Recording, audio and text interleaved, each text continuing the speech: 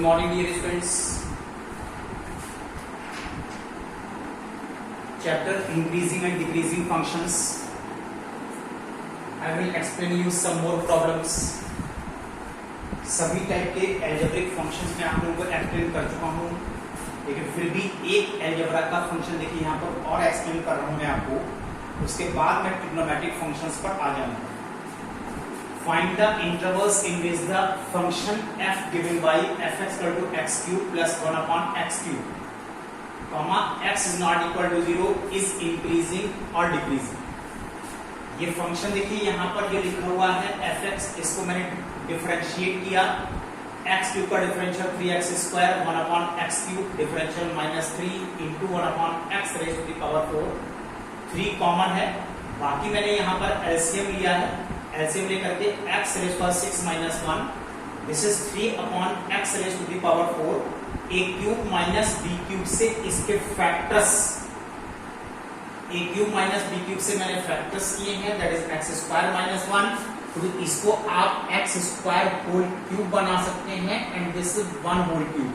अब आप इसके फैक्टर्स कीजिए a minus b, a square plus b square plus a.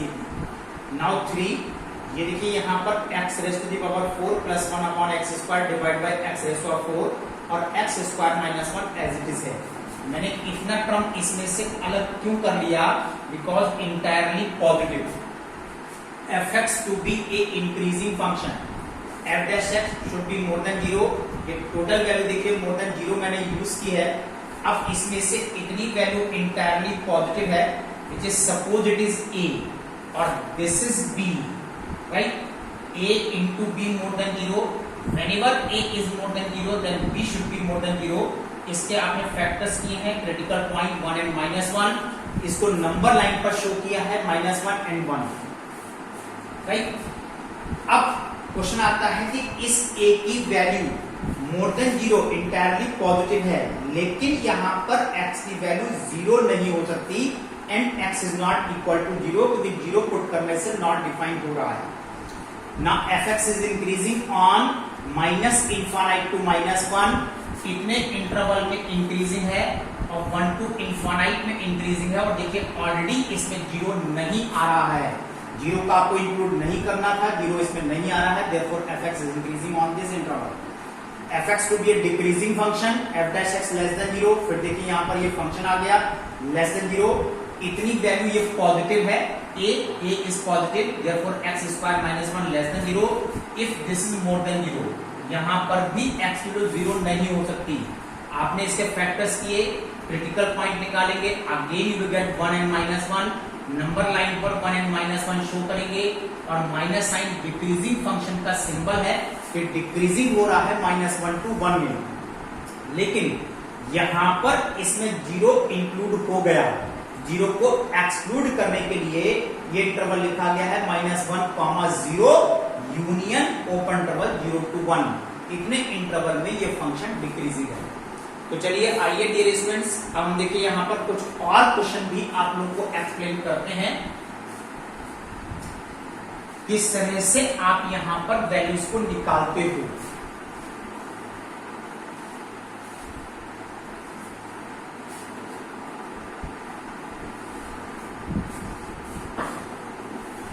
Separate question, separate close interval 0 to pi upon 2 into sub intervals, इसमें divide कीजिए, in which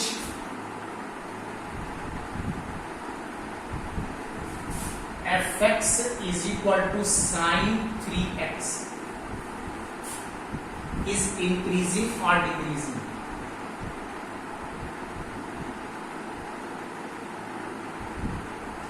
अब देखिए यहां से हमने ट्रिग्नोमेट्री की प्रॉब्लम ली है.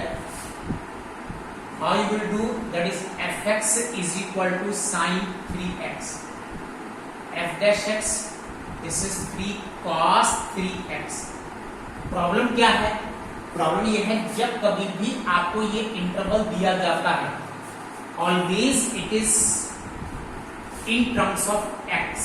ये देखिए इंटरवल हमको दिया गया है, क्वाड्रेंट सिस्टम को दिया गया है 0 to π/2, 0 less than x less than π/2। अगर ये दोनों साइन आप ओपन रखते हैं तो यहाँ पर स्ट्रिक्टली इंक्रीजिंग फंक्शन को रिप्रेजेंट करता है। तो हम इंटरवल निकालते हैं स्ट्रिक्टली इंक्रीजिंग फंक्शन। आपके पास लिखा होता है इंक्रीजिंग और डिक्रीजिंग, लेकिन आरडीशर्मा में इंक्रीजिंग और decreasing means strictly increasing and strictly decreasing ही है, right.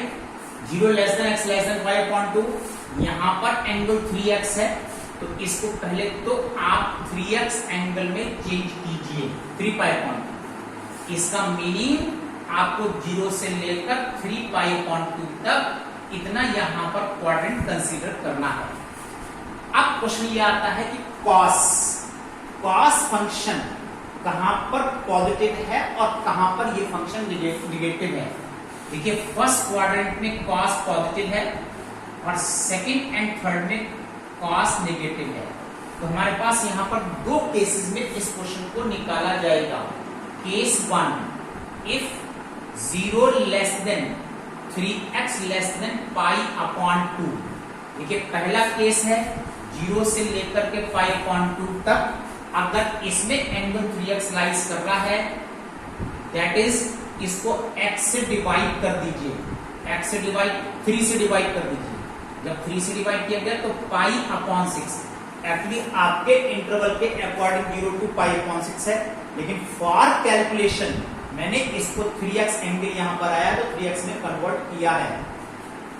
Since 0 less than 3x less than π/2, अगर 3x फर्स्ट क्वाड्रेंट में लाइज हो रहा है, then cos 3x is more than 0। तो यहां पर cos 3x की वैल्यू मोर देन 0 है। इंप्लाइज दैट अब फंक्शन कंप्लीट करने के लिए इसको 3 से और मल्टीप्लाई कीजिए, 3x more than 0 implies that f dash x is more than 0.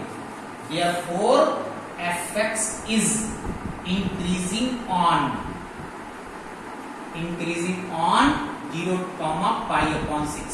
इतने इंटरवल में ये फंक्शन इंक्रीजिंग फंक्शंस को रिप्रेजेंट करता है, right. Second case, if π/2 less than 3x less than 3 π/2। देखिए π/2 से 3 π/2 तक यहां से स्टार्ट करके दिस इज दैट इज ये कितना इंटरवल हुआ, इसमें 3 से डिवाइड कर दीजिए, π/6 less than x less than π/2। Since π/2 less than 3x less than 3 π/2 implies that cos 3x is less than 0. Therefore, this is 3 cos 3x less than 0, or we can say f dash x is less than 0, right? यहां पर f dash x less than 0 है, therefore fx is decreasing on 0, π/6, 0 से π, decreasing on π/6 to π/2। इतने interval में ये function decreasing functions को represent करता है। तो देखिए ट्रिग्नोमेट्रिक फंक्शंस को आप हाउ यू विल सॉल्व, कैसे आप सॉल्व करते हैं, कैसे आप लिखते हैं। Now see one more problem, एक और प्रॉब्लम देखिए आप लोग।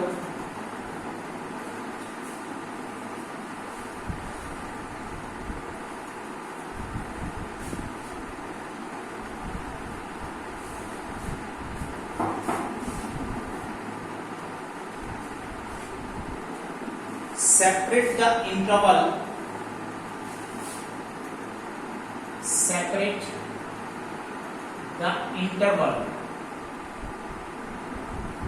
0, π/2 into sub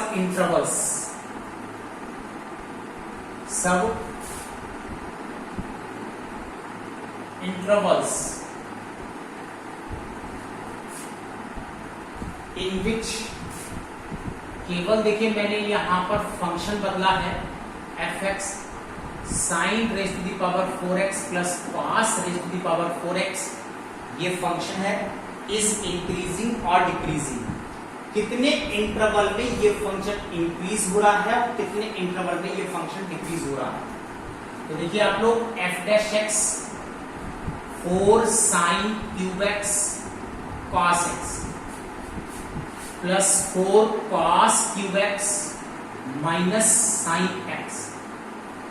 यहां से कितना कॉमन आप ले सकते हैं? sin x and cos x। This is sin square x minus cos square x. एक माइनस साइन भी हमने कॉमन लिया है और इसको ब्रेक किया है 2 इंटू 2 में, then cos square x minus sine square x. हमने ये माइनस साइन कॉमन ले लिया है। जब माइनस कॉमन लिया है तो cos पॉजिटिव हो गया है, साइन नेगेटिव हो गया। क्यों? इतना cos 2x है, इतना sin 2x है। sin 2x, this is cos 2x और फिर कंबाइन कर दिया है तो माइनस sin 4x आपके पास आता है। इस तरह से पूरे डिफरेंशियल को एक सिंगल फंक्शन में लाना होता है। अब यहां एंगल 4x आ गया है, तो पहले आप इस इंटरवल को देखिए कि since 0 less than x less than pi upon 2, इसको आपने 4 से मल्टीप्लाई कर दिया है, दैट इज 2 पाई।